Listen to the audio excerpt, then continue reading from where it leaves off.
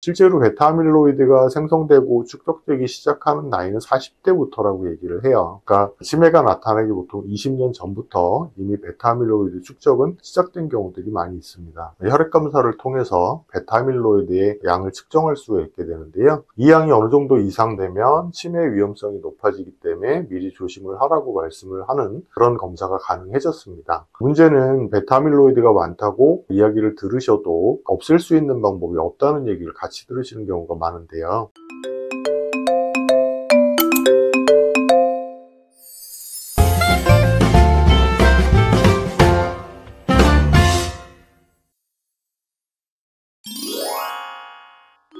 턱내와 함께하는 치매 이야기. 오늘의 주제, 베타아밀로이드. 지금 바로 시작합니다. 치매의 원인으로 알려져 있는 베타아밀로이드란 무엇인가요? 베타아밀로이드는 뇌에서 만들어지는 일종의 아미노산 단백질입니다. 아밀로이드 전구 단백질이라고 하는 단백질이 분해되면서 나오게 되는데요. 이 단백질이 쪼개져서 베타아밀로이드가 되기도 하고 알파 아밀로이드가 되기도 합니다. 어떻게 잘리느냐에 따라서 달라지게 되는데요. 원래 베타아밀로이드가 하는 역할은 신경과 신경이 만나는 시냅스라고 하는 부분에서 신경 전달을 조종하는 역할을 하는 정상적인 단백질입니다. 하지만 이 베타아밀로이드 중에서 아미노산 숫자가 조금 다른 약간 문제가 있는 베타아밀로이드가 생길 때가 있는데요. 이 베타아밀로이드는 일종의 이제 불량품이라고 할 수 있죠. 이 불량품 베타아밀로이드는 다른 특징을 가지게 됩니다.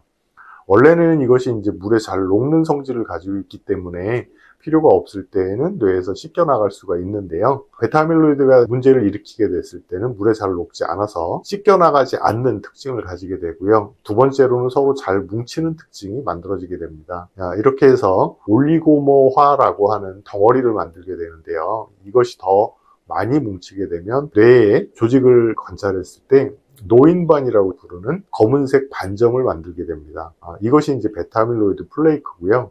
일단 베타아밀로이드 플레이크가 만들어지게 되면 이것이 계속 신경의 독성을 일으키게 돼요. 신경 독성을 일으켜서 주변에 있는 뇌신경들을 손상시키고 이로 인해서 뇌신경 세포들이 파괴되는 상황을 일으키게 됩니다. 뇌 속에 베타아밀로이드가 쌓이는 이유는 무엇인가요? 베타아밀로이드는 젊은 사람들한테서도 만들어질 수 있는 단백질입니다. 원래 베타아밀로이드가 만들어지면 뇌에 있는 면역세포들이 와서 그것을 잡아먹던지 아니면 뇌의 글림프 시스템이라고 하는 청소 시스템을 통해서 뇌 바깥쪽으로 배출되게 되는데요. 어떤 이유로 인해서 이것들이 잘 이루어지지 않게 되면 그때에는 베타아밀로이드가 청소되지 않고 자꾸 쌓여서 축적되게 되는 거죠. 이렇게 베타아밀로이드가 축적되는 원인은 여러 가지가 있는데요. 유전적인 문제로 인해서 나타날 수도 있고요. 그리고 뇌의 산화 스트레스라고 저희가 얘기를 하는데요. 뇌에 활성산소가 많아지고 산화 스트레스를 받게 되면 뇌세포가 정상적인 활동을 하지 못하게 되면서 베타아밀로이드를 제거하지 못하는 경우가 생기게 됩니다. 그 외에도 이제 노화로 인해서 뇌세포의 기능들이 떨어지게 되면 베타아밀로이드를 제거하는 기능도 약해지게 되고요. 이렇게 되면 생기는 베타아밀로이드가 더 많아지면서 이것이 자꾸 축적되게 되는 거죠. 쉽게 말하면 베타아밀로이드가 쌓이는 이유는 여러 가지가 있고 원래대로면 이것을 청소하는 기능도 있지만 청소하는 기능이 약해지면서 자꾸 쌓이게 된다고 할 수 있겠습니다. 실제로 베타아밀로이드가 생성되고 축적되기 시작하는 나이는 40대부터라고 얘기를 해요. 그러니까 치매가 나타나기 보통 20년 전부터 이미 베타아밀로이드 축적은 시작된 경우들이 많이 있습니다. 베타아밀로이드 확인은 어떻게 하나요? 없애는 방법은 없나요? 베타아밀로이드가 많아졌다는 것을 최근에는 이제 혈액 검사를 통해서도 알 수가 있게 됐어요. 혈액 검사를 통해서 베타아밀로이드의 양을 측정할 수가 있게 되는데요. 이 양이 어느 정도 이상 되면 치매 위험성이 높아지기 때문에 미리 조심을 하라고 말씀을 하는 그런 검사가 가능해졌습니다. 문제는 베타아밀로이드가 많다고 이야기를 들으셔도 없앨 수 있는 방법이 없다는 얘기를 같이 들으시는 경우가 많은데요. 최근 치매 치료제로 인정을 받은 레카네맙 같은 경우에는 베타아밀로이드를 분해하는 효소를 가지고 있는 사람들에게서 그 효소를 뽑아내서 증폭시킨 약입니다. 베타아밀로이드를 분해하는 효소를 주사를 맞는 건데요. 문제는 이 효소의 특성상 어쩔 수 없이 뇌출혈의 위험성을 높이게 됩니다. 약 30% 정도의 환자들에게서 뇌출혈 위험성이 높아지는 상황이 나타났고요. 또 비용이 워낙 비싸기 때문에 사용하는 데에도 상당히 제한이 있다고 알려져 있습니다. 효과에 있어서도 베타아밀로이드를 없애기는 하는데 치매 증상은 호전되지 않는 경우들이 나오게 됐는데요. 그 이유는 베타아밀로이드가 더 이상 생기지는 않지만 이미 손상시킨 뇌세포를 회복시키기는 힘들다는 거죠. 베타아밀로이드를 없애는 약이기 때문에 뇌세포를 다시 재생시키는 역할은 할 수가 없어서 이미 진행된 치매를 다시 돌이키지는 못하는 걸로 나왔습니다. 베타아밀로이드를 그럼 없애는 방법은 없을까요? 라고 생각하실 수 있는데요. 청래한의원에서 사용하는 청래탕은 실험을 통해서 베타아밀로이드를 없애는 효소의 활동을 증가시키고 베타아밀로이드를 만들어내는 효소를 억제하는 것으로 나왔습니다. 이런 과정을 통해서 베타아밀로이드의 생성도 막아주고 이미 생긴 베타아밀로이드도 제거할 수 있다는 것이 밝혀졌는데요. 환자분들에게 실제로 적용을 했을 때에도 청래탕을 복용하셨을 때 베타아밀로이드 수치가 실제로 줄어드는 것이 확인이 됐습니다. 베타아밀로이드는 최근에 실험적인 문제가 있다고 하는 것 때문에 혹시 이게 전혀 치매와 관련이 없는 게 아니냐 이런 이야기도 있지만 베타아밀로이드가 치매의 단일 원인은 아닐 수 있어도 뇌세포에 신경독성을 일으키고 여러 가지 문제를 일으키기 때문에 치매에 영향을 끼치는 것은 확실합니다. 베타아밀로이드 검사에서 문제가 있으시다면 빨리 치료를 시작하시는 게 좋고요. 청래탕이 여기에 도움을 드릴 수 있다고 생각하고 있습니다. 개선되는 효과를 보기까지 치료 기간은 어떻게 되나요? 뇌 같은 경우에는 다른 장기에 비해서 약물이 작용하는 데 시간이 좀 걸리는 편인데요. 뇌에 아무 화학물질이나 들어오지 못하도록 하는 혈뇌장벽이라고 하는 장벽이 있기 때문입니다. 필요한 화학물질들을 골라서 받아들이는 그런 작용을 하는 것이 혈뇌장벽인데요. 이 혈뇌장벽 때문에 약이 약효를 발휘할 때까지 시간이 걸리는 경우가 많습니다. 청래탕으로 치료를 했을 때 베타아밀로이드가 줄어드는 걸 확인할 때까지는 보통 6개월에서 1년 정도의 시간이 걸렸고요. 1년 정도까지 치료를 하셨을 때는 베타아밀로이드가 정상 수치까지 돌아오는 것을 확인할 수 있었습니다. 청래탕은 베타아밀로이드 제거에만 효과가 있나요?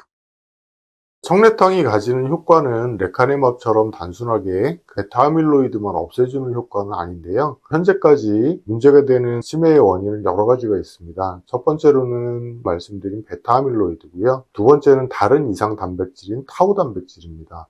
타우 단백질은 아직까지는 제거하는 약이 나타나지 않은 상태지만 청래탕을 통한 실험에서는 청래탕이 타우 단백질도 감소시키는 것으로 드러났습니다.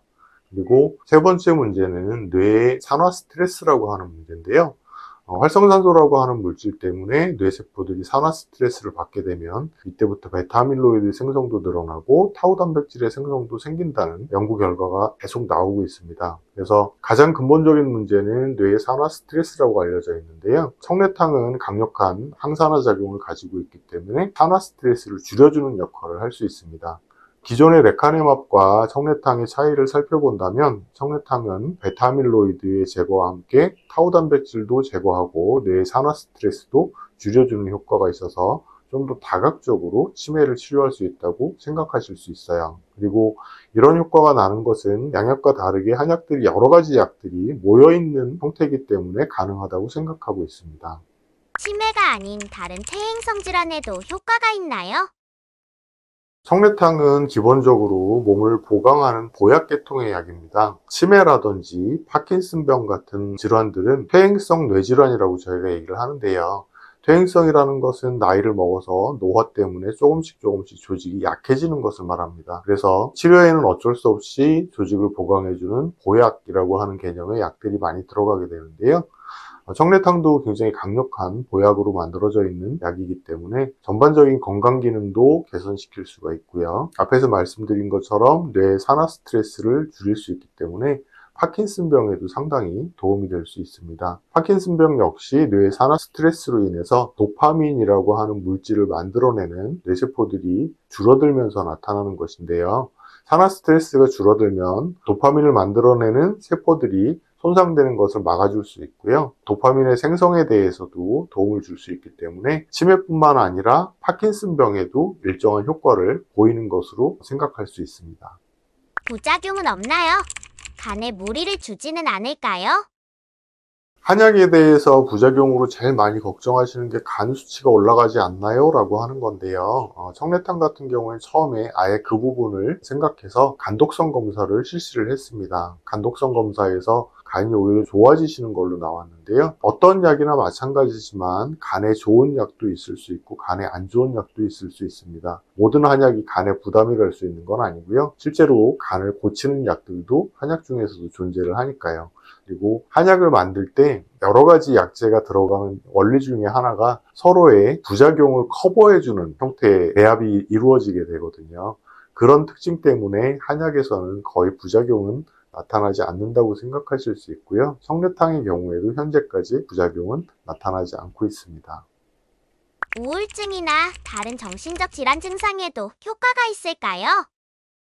청래탕은 뇌의 전체적인 상태를 개선하는 약이라고 할 수 있습니다. 일반적으로 우울증이나 정신병에 쓰는 향정신성 약들은 한두 가지 신경 전달 물질을 차단하거나 증폭시키는 형태의 역할을 하게 되는데요. 이렇게 되면은 전체 균형이 깨지는 경우가 생기게 되고요. 특정 신경 전달 물질이 잘 나오지 않게 되는 부작용을 겪게 됩니다. 그래서 우울증 약을 드셨을 때 우울증은 덜한 것 같은데 완전히 늘어져 버린다든지 아니면 공격성을 심하게 띠는 환자분들에게 안정제를 줬을 때 하루 종일 잠만 잔다든지 하는 부작용이 나오게 되는데요. 청래탕이 하는 역할은 특정 신경 전달 물질을 완전히 차단하거나 증폭시키는 게 아니고 뇌의 전체 상태를 개선하는 형태로 약효가 이루어지기 때문에 이런 식의 부작용은 나타나지 않는 것이 특징이라고 할 수 있습니다. 옆 나라인 일본에서는 신경정신과 영역에서 90% 정도가 한약을 병행한다고 알려져 있는데요. 일본에서 한약을 신경정신과 질환에 쓰는 가장 큰 이유 중에 하나가 부작용이 없기 때문이라고 알려져 있습니다. 베타아밀로이드 관리는 어떻게 해야 하나요? 베타아밀로이드를 줄이고 치매를 예방하기 위해서는 청래탕을 복용하시는 것도 도움이 되지만 평상시에 생활 습관을 잘 조정해 주시는 것도 큰 도움이 됩니다. 스트레스를 줄이고 사람들과 자주 만나고 충분한 운동을 해주시고 적절한 음식들을 복용하시면서 고혈압이나 당뇨 같은 만성 질환들을 잘 관리해 주신다면 베타아밀로이드의 생성을 훨씬 줄일 수 있고요. 그리고 만들어진 베타아밀로이드가 더 많이 생기지 않도록 치매로 발전하지 않도록 하는데 도움이 되실 수 있습니다. 베타아밀로이드 검사는 인터넷으로 베타아밀로이드 혈액 검사 검색을 하시면 주변에 가까운 검사하실 수 있는 병원들을 찾으실 수 있을 거예요. 오늘 베타아밀로이드에 대해서 한번 알아봤습니다. 베타아밀로이드가 어떤 것인지, 그리고 베타아밀로이드가 왜 많아지는지, 줄이기 위해서는 어떻게 해야 되는지 알아봤고요. 다음에 저는 좀 더 좋은 내용을 가지고 돌아올 수 있도록 노력하겠습니다. 오늘 내용 괜찮으셨다면 좋아요, 구독, 알림 설정 부탁드립니다. 감사합니다.